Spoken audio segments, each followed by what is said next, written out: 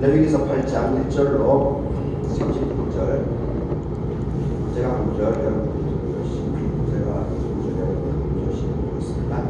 여호와께서 모세에게 말씀하여 이르시되 너는 아론과 그의 아들들과 함께 그 의복과 관료와 속죄제의 수송아지와 순양 2마리와 무교병 한 광주리를 가지고 온 회중을 회막문에 모으라. 모세가 여호와께서 자기에게 명령하신 대로 하매 회중이 회막문에 모인지라.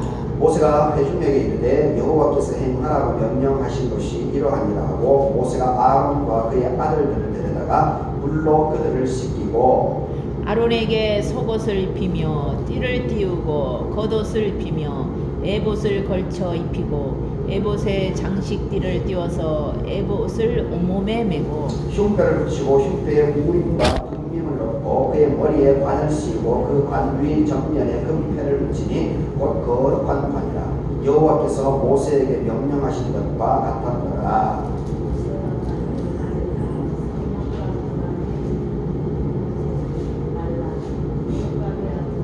또 제단에 7번 뿌리고 또 그 제단과 그 모든 기구와 물 두문과 그 받침에 발라 거룩하게 하고 또 관유를 아론의 머리에 붓고 그에게 발라 거룩하게 하고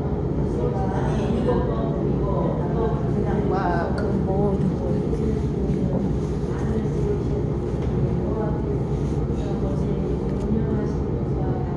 떠라. 모세가 또 속죄제의 수송아지를 끌어오니 아론과 그의 아들들이 그 속죄제의 수송아지 머리에 안수하매 모세가 잡고 그 피를 가져다가 손가락으로 그 피를 제단의 네 기둥이 뿔에 발라 제단을 깨끗하게 하고 그 피는 제단 밑에 쏟아 제단을 속하여 거룩하게 하고 또 내장에 덮인 모든 기름과 간꺼풀과 두 콩팥과 그 기름을 가져다가 모세가 제단 위에 불사르고 그 수송아지 곧 그 가죽과 고기와 똥은 진영 밖에서 불살랐으니 여호와께서 모세에게 명령하심과 같았더라. 또 번제의 순양을 드릴 때에 아론과 그의 아들들이 그 순양의 머리에 안수하매 모세가 잡아 그 피를 제단 사방에 뿌리고 그 순양에 닭을 뜨고 모세가 그 머리와 깎은 것과 기름을 불사르고 물로 내장과 정강이들을 씻고 모세가 그 순양의 전부를 제단 위에서 불사르니 이는 향기로운 냄새를 위하여 드리는 번제로 여호와께 드리는 화제라.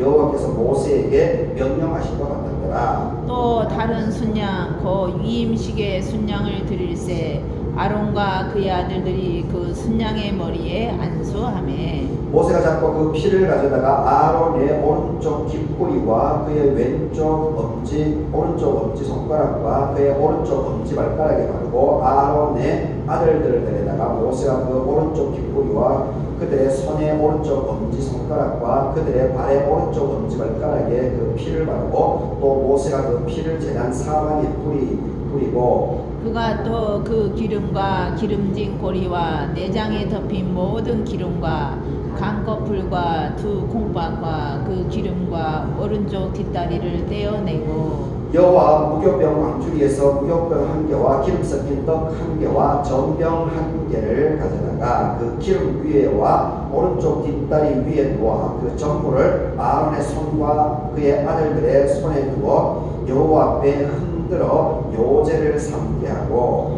모세가 그것을 그들의 손에서 가져다가 제단 위에 있는 제번제물 위에 불사르니 이는 향기로운 냄새를 위하여 드리는 위임식 제사로 여호와께 드리는 화제라. 이에 모세가 그 가슴을 가져다가 여호와 앞에 흔들어 요제를 삼았으니 이는 위임식에서 잡은 순양 중 모세의 몫이라. 여호와께서 모세에게 명령하신 것 같았더라. 모세가 관료와 제단 위에 피를 가져다가 아론과 그의 옷과 그의 아들들과 그 아들들의 옷에 뿌려서 아론과 그의 옷과 그의 아들들과 그의 아들들의 옷을 거룩하게 하고 모세가 아론과 그의 아들들에게 이르되 내게 이미 명령하시기를 아론과 그의 아들들은 먹으라 하셨은즉 너희는 회막문에서 그 고기를 삶아 위임식 광주리 안에 떡을 아울러 그곳에서 먹고 고기와 떡의 나머지는 불사르며 위임식은 1회 동안 행하니 위임식이 끝나는 날까지 1회 동안은 회막문에 나가지 말라. 하니라. 오늘 행한 것은 여호와께서 너희를 위하여 속죄하게 하시려고 명령하신 것이니 너희는 7주야를 회방문에서 울면서 여호와께서 지키라고 하신 것을 지키라. 그리하면 사망을 면하리라. 내가 이같이 명령을 받았느니라. 아론과 그 아들들이 여호와께서 모세를 통하여 말씀하신 모든 일을 준행하니라. 아멘.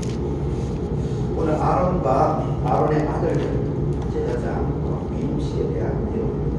오늘 말씀으로 하나님 은혜가 함께하기를 바라겠습니다.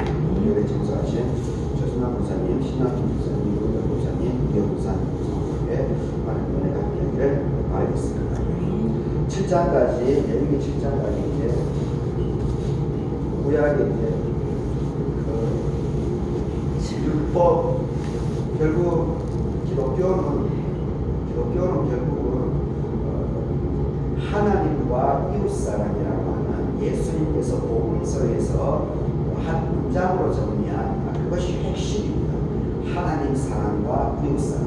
그래서 그 부분이 이제 구체적으로 드러난 것이 모세에 의해서 시내산에서 하나님으로부터 돌 2개 위에 10가지 10계명이라고 하는 그 계명을 받은 사람입니다.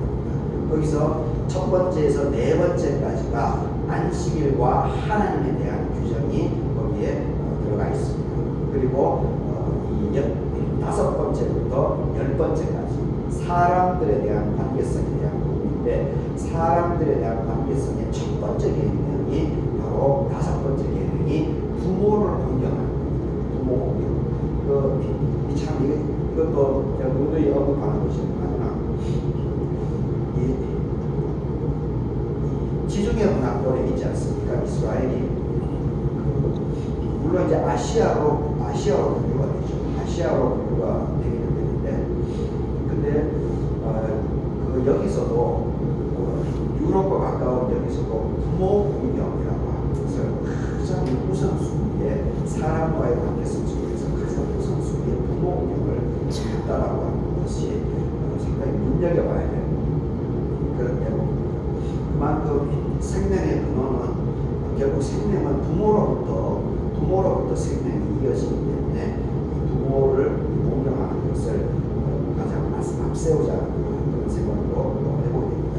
그런 부분에서 우리 문명사회하고 이스라엘의 문명사회에 그런 사람에 대한 생각은 이 하늘에 대한 부분은 조금 차이점이 나는데 사람들의 관계성 부분에 있어서는 효라 우리말로는 이제 효지요. 효에 대한 가장 우선된다.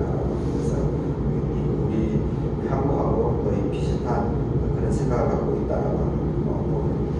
우리 한국뿐만이 아니고 사실 인류의 보편적인 생각입니다. 인류의 모든 사람들의 모든 인간들의 보편적인 생각은 부모를 공경하는 바람이 있습니다. 그리고 사람의 생명에 대한 존중함, 그것이 기본적으로 깔려져 있습니다. 그래서 이것을 파괴하고 그래서 이제 막 살인하고 이러한 부분을 인륜 지도를 파괴한다 이렇게 얘기합니다. 인간의 인간 문명의 근원적인 가치관을 파괴한다고 해서 그 사람을 이제 파렴치 않는 범죄자라고 얘기를 하지 않습니까? 그래서 1장에서 이 7장까지가 이 율법에 의해서 하나님을 섬기는 방법, 그 부분을 이 5가지의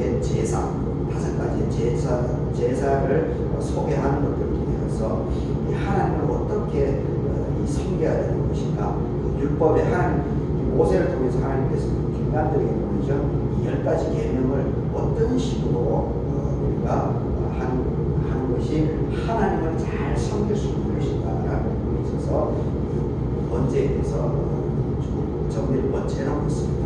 그리고 그 규율에 따라서 순서대로 이 8장부터 또 사람들에 대한 관계성에 대해서 사람들에 대한 관계성 부분에 있어가지고 이 율법을 알게 모르게 어겼습니다. 범법 행위를 하게 됐습니다.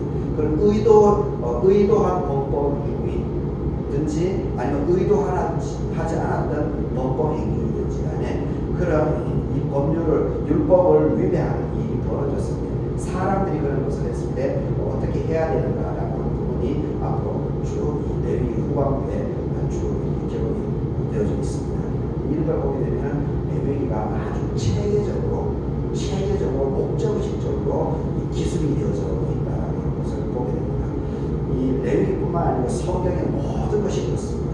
성경의 모든 것이 아주 이렇게 체계적으로 이렇게 기록이 되어 있습니다. 나름대로 그냥 대충 쓴 것이 아닙니다. 다 나름대로 분명한 목적을 가지고 그리고 순서를 정하는 것도 나름대로 다 계획을 가지고 있습니다. 특히 이제 제가 오늘 얘기하는 것이지만 구약성경 39권 지금 우리가 눈에 보이는 이 39권이 최종적으로 이렇게 인정받은 것이 최종적으로 묶이게 된 것이 한 권으로 묶이게 된 것이 양리아라고 하는 곳에서입니다. 양리아라고 하는 것이 지중해 이스라엘 쪽에 붙어 있는 지금 팔레스타인 쪽입니다. 양리아에서 93년 예수님이 돌아가시고 60년 뒤에 양리아라고 하는 곳에서 구약성경을 하나의 39권을 이렇게 묶어냈습니다. 그러니까 몇천 년 동안 계속 낙권으로 있었죠. 우리나라 기독교가 특이한 것이 뭐냐면 다른 기독교에 비해서 우리 한국 기독교가 특이한 것은 우리 한국인에 의해 가지고 먼저 성경이 번역됐다라고 하는 것이 가장 특징적입니다. 다른 세계 어느 나라에도 그런 게 없습니다. 근데 우리나라는 이수정 선생님 같은 경우는 일본에서 그리고 또 중국 쪽에서 서상윤 선생님 같은 경우 중국 쪽에서 먼저 마태라든지 마가라든지 누가라든지 요한이라든지 그것은 이제 낙복음서라고 하죠. 낮게 따로따로 이렇게 쪽복음이라고 하죠. 따로따로 이렇게 있었습니다. 지금처럼 이렇게 한 번에 묶여져 있지 않았습니다. 마태 그리고 마가 마가도 전부 다 기록된 것도 아니고 또 일부만 또 기록된 것도 있고 그런 것을 이제 쪽 기록이라고 합니다. 그런데 서상윤이라든지 이수정 선생님이라든지 이런 분들이 먼저 일본에서 그리고 중국에서 기독교 문명을 받아들이고 그것을 먼저 한글로 번역을 했습니다. 그래서 이 외국인 선교사들이 국내로 올 때 먼저 이 한글로 번역된 것을 물론 자기들 언어로 번역된 것도 갖고 왔겠죠. 당연히 갖고 왔습니다. 그런데 이 한글로 번역된 것도 물론 비록 좀 낙권이지만 그것도 같이 가져왔다라고 하는 것이 한국 기독교의 가장 큰 특징입니다. 그러니까 우리 대한민국의 기독교가 대한민국이 상당히 뭐든지 합리성을 가지고 있습니다. 근데 사실은 80년대 들어와가지고 제가 오늘 얘기한 것이지만 전두환 군부 정권이 오래되다 보니까 이 80년대에 들어와서 물론 일제시절의 신사참배에 의해서 이 한국 기독교의 정신이 훼손되었습니다. 이번에 이제 이번 주가 3일 주일로 지키는 날인데 벌써 어제 이제 그 총회에서 그 설교문하고 이번 주일에 설교는 이렇게 하라고 총회에서 설교문이 내려왔습니다. 그리고 또 한 가지 그 자료가 온 것이 뭐냐면 3일 운동 그리고 또 신사참배 일제시절에 우리가 부일한 거 일본을 도와준 거 이 부분에 대해서 죄책 고백 기도문도 하나 내려왔습니다. 그거는 아마 지금 시국과 관련되기 때문에 더군다나 이제 3일 운동을 받는 날이기 때문에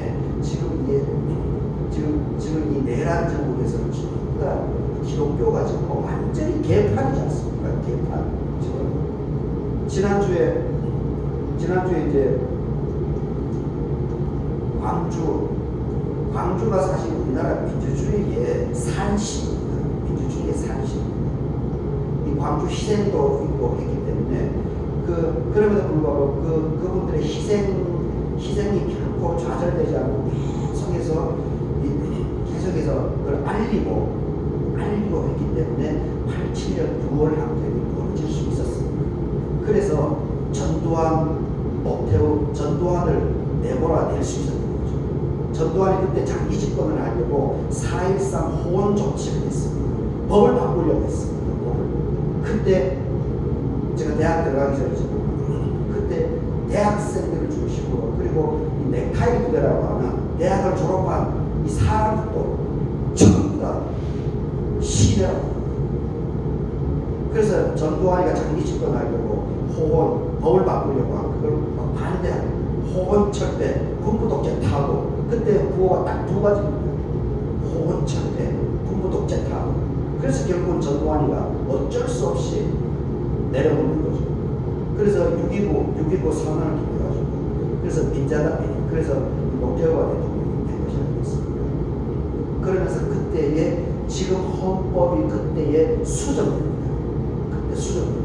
87년 6월 항쟁의 결과.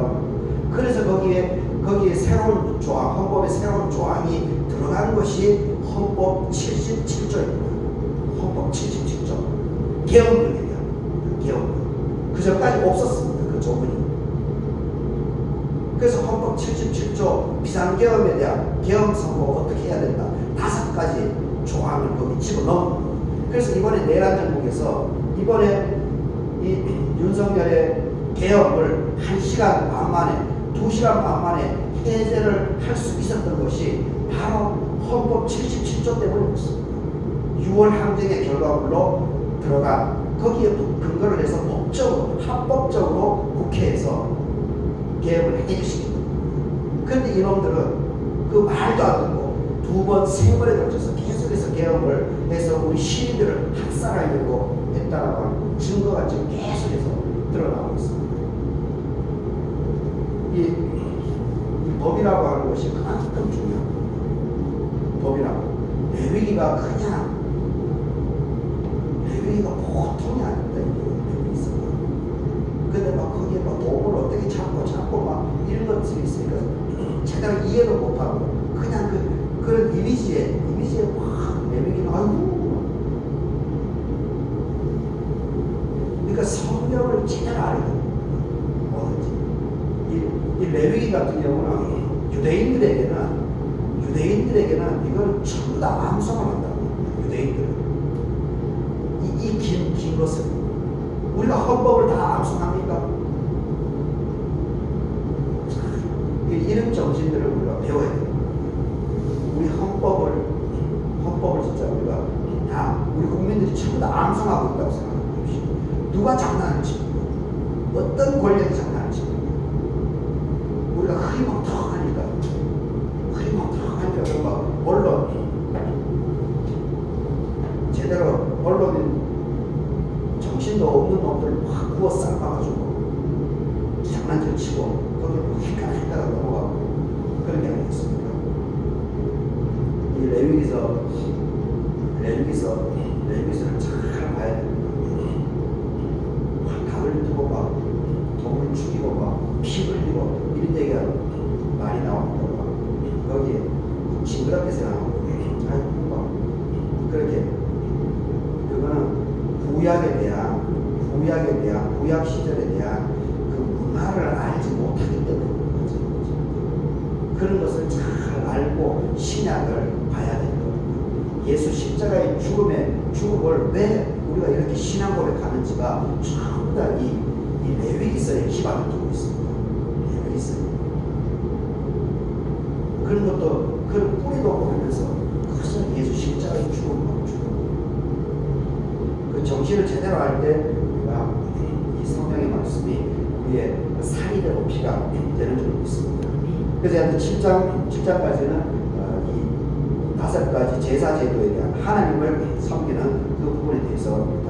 그런데 이제 8장 하나님 섬김에 대한 그 5가지 제사 제도를 설명하고 그리고 그 다음에 이제 사람과의 관계성 부분에 있어가지고 그 제사법을 설명하는데 하필이면 8장에 보십시오. 이 배치도 참 대단한 겁니다. 제사장, 최초의 제사장. 히브리 히브리서에서 우리가 예수 그리스도를 어떻게 얘기합니까? 대제사장으로 고백하죠. 히브리서에서 예수님을 대제사장으로 우뚝 세웁니다. 그 구약 정신이 이어나가는 거죠. 근데 보십시오. 이 8장에서 유대인들에게 있어서 구약에 있어서 최초의 제사장을 세우는 그것을 먼저 배치합니다. 아론과 그의 아들 모세의 형이지. 모세의 형 그리고 모세의 조카들 제사장을 먼저 세웁니다. 제사장. 이 제사장의 역할이 뭡니까? 하나님을 섬기는 거죠.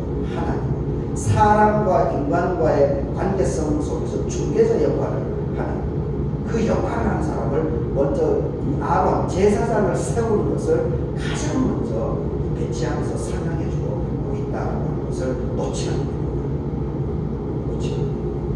이 성경의 이 배치 구조 그것도 쉽게 볼 일이 아닙니다. 그런 걸 전반적으로 이해하고 이 8장을 살펴보는 것이 가장 중요합니다. 그러니까 이제 뭐든지 큰 맥락을 먼저 보고 그리고 안으로 자꾸 깊이 들어가서 구체적으로 작은 숲, 결국은 나무, 결국은 세포, 그리고 뿌리 이런 것들을 이제 볼 줄 알아야 됩니다. 그러지 않으면 전부 다 휘둘립니다. 장난치래 다 휘둘려버립니다. 우리가 그런 것들이 이제 구조적인 접근이라고 합니다. 성경을 바라보면 구조적인 접근이 아주 중요합니다. 문화적이고 역사적인 접근도 다 필요하지만 이 전체 틀거리를 전체를 먼저 알고 이렇게 신구약을 알아가는 이러한 접근 이것도 우리가 훈련을 많이 해야 됩니다. 그저 구절구절 암송하는 것도 중요한 부분이지만 전체 틀거리를 알고 구절구절을 암송하게 되는데 거기에 역동성이 있습니다. 그리고 분명한 이 성경의 정신을 분명히 놓치지 않게 됩니다. 아니면 장난치게 다 지금 한국 기독교 지난주 광주에 계엄 선포 찬성하는 그것도 금남동에서 광주시장이 허락하지도 않았는데 금남동에서 근데 대거 기독교계에서 왔습니다. 서울에서 부산에서 대구에서 나중에 그 교회 이름이 다 밝혀지게 될 텐데 지금 한국 기독교에 엄청난 죄악을 역사적인 죄악을 지금 저지르고 있습니다. 우리가 이런 것들도 잘 볼 줄 알 필요가 있습니다. 이 8장 여튼 이 첫 번째 제사장 부분을 이 아론 대제사장인 이 아론을 어떻게 세우고 이 대제사장을 도와주는 그 아론의 자녀들 제사장 이 부분을 살펴보도록 하겠습니다. 처음에 2절에 보게 되면 준비문이 있습니다. 이건 모두가 1절에서 하나님께서 모세에게 말씀해 준 겁니다. 그래서 이제 구체적으로 모세가 따라서 행하는 것밖에 없는데 그래서 이전에 뭘 준비하느냐 아론과 아들들을 위해서 옷을 준비해야 된다. 복장, 가운을 준비해야 된다. 의복, 그리고 기름, 관유를 준비해야 된다. 그리고 속죄제에 쓸 송아지가 이제 한 마리입니다. 그리고 양은 두 마리입니다. 양을 두 마리. 그리고 무교병 한 광주리. 이게 모든 준비입니다. 제사장을 하나님 앞에 준비시키는 그 모든 준비입니다. 그리고 이제 모든 사람들을 다 모읍니다. 이스라엘 백성 12지파를 전부 다 모읍니다. 그래서 다 모이죠.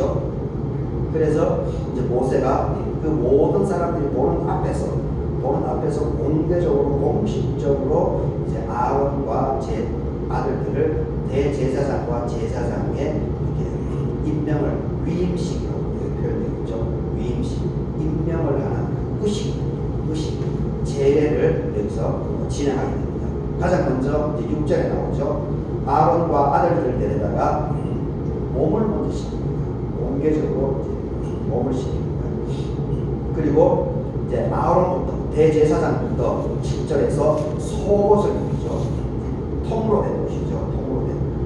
통으로 된 속옷을 입히고, 그리고 띠를 띄우고 겉옷을 입히고, 그리고 에봇 12지파하고 하나님의 임재를 상징하는 에봇 이거는 대제사장만 특별히, 대제사장만을 위해서 특별히 제작된 거죠. 12개의 색깔이 다른 보석, 12지파를 상징하는, 그것은 대제사장만이 갖고 있는 것입니다. 그것이 이제 에봇이죠. 에봇을 걸쳐 입히고, 에봇에 장식들을 띄워서 에봇을 몸에 메고, 그리고 흉패를 붙인다. 흉패는 12지파, 6지파가 이름이 적혀져 있는 어깨, 두 어깨 위에 올라가는 거죠. 그게 이름이 이제 우림과 둠밈, 이 흉패. 그리고 머리에는 또 관을 씌우죠. 거울관관이라고 머리에 적혀있는, 이것도 대제사장만의 복장 중에 한 가지입니다. 그리고 모세에게 명령함과 같이 그 대제사장 역할을 해야 될 자기 형 아론에게 먼저 하고 있습니다. 그리고 10절을 보게 되면 모세가 이제 그 복장을 다 갖추고 나서, 대제사장의 복장을 다 갖추게 하죠. 다 자기가 직접 이렇게 도와줍니다. 그리고 이제 관유를 가져다가 성막과 안에 있는 모든 것에 발라서, 관유를 발라서 거룩하게 한다. 그리고 11절에 보게 되면 7번을 제단에 뿌린다라고 하는, 그리고 모든 기본 물두멍 받침에 발라서 거룩하게 하고, 이것도 아주 상징적이죠. 기름은 이제 이스라엘에게 있어서 이 기름이라고 하는 것은 아주 중요합니다. 지금 우리가 물세례를 주고 있는 형태로 지금 변화가 일어나는데, 이때는 전부 다 기름을 썼습니다. 기름을 써가지고 먼저 하는 것이 이 아론 대제사장의 복장을 먼저 준비해서 복장을 다 갖추게 하고, 그 다음에 하는 순서가 사람을 먼저 준비시키고, 그리고 이 대제사장이 하는 역할이 뭡니까? 이제 성전에 자기 혼자 들어가야 돼요. 특히 지성소에는 이 대제사장밖에 들어가지 못합니다. 근데 그 부분을 모세가 기름을 가지고 대제사장이 해야 될 그 역할, 모든 공간에 먼저 기름을 다 바릅니다. 세례를 준다는 거죠. 세례를 주는 겁니다. 다 이렇게 향유, 하나님께서 먼저 받으라고 이렇게 깨끗하게 정결하게 하고 있는 것을 보게 됩니다. 그리고 나서 이제 12절부터, 그리고 나서 이 관유를 이제 아론에게 먼저 머리에 붓고 발라서 구분을 시키는 거죠. 이 순서들이 참. 그리고 그 다음에 이제 13절에서 아론을 도와줄 제사장 아들들에 대해서 동일하게 복장을 갖춥니다. 그리고 나서 이제 14절에서 송아지가 이제 한 마리가 준비되어 있죠. 양은 2마리가 준비되어 있는데 송아지가 1마리를 준비되는데, 그것을 다 갖추고 난 다음에 이제 14절을 보게 되면 속죄 죄로 쓸 수송아지 1마리를 끌어와가지고 이거는 방식에 따라서 동일한 방식으로 이제 아론과 제사장들을 세울 것이기 때문에 아론하고 그 아들들이 불러가지고 수송아지에 안수를 합니다. 그러면은 아론과 제사장 그 사람들은 죄가 송아지에 전이 되는 거 시키는 거죠. 머리에 안수를 합니다. 그리고 보십시오. 15절을 보십시오. 15절도 우리가 잘 눈여겨봐야 되는데, 그 번제를 드릴 때 제사장이 대부분 이제 동물을 가져오지 않습니까? 뭐 비둘기도 가져오고 이렇게 하지만 소라든지 염소, 양을 가져오는데, 근데 누가 그것을 잡죠? 송아지나 염소, 양을 누가 잡죠? 가져온 사람이 잡습니다. 제사장이 잡지 않습니다. 제사장은 그 사람들이 하는 거에 대해서 피를 받고, 그리고 피를 뿌리고 이런 역할을 하는데, 각을 뜨고 동물을 잡는 것은 전부 다 그 당사자의 피입니다. 당사자예요. 근데 여기도 보십시오. 여기도 보게 되면 이 아론과 제사장들이 손을 대지 않습니다. 수송하지 않습니다. 그래서 15절에 보게 되면은 모세가 잡고 그 피를 가져다가 모세가 잡습니다. 이스라엘 전체를 상징하는 거기 때문에 모세가 지금 이스라엘의 최고의 지도자이기 때문에 모세가 직접 하는 겁니다.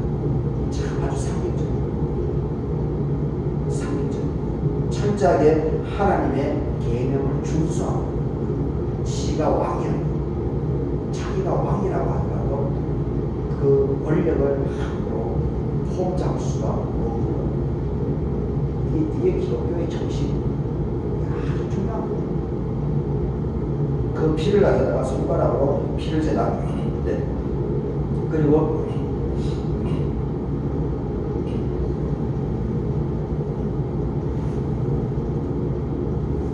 그리고 22절에서 이제 양 두 마리는 아론을 위해서, 대제사장을 위해서, 그리고 제사장들 자기 아들들을 위해서 따로따로 양을 한 마리씩 이렇게 잡아서 따로따로 번제를 드리는 것이 그 이후에 적혀져 있습니다.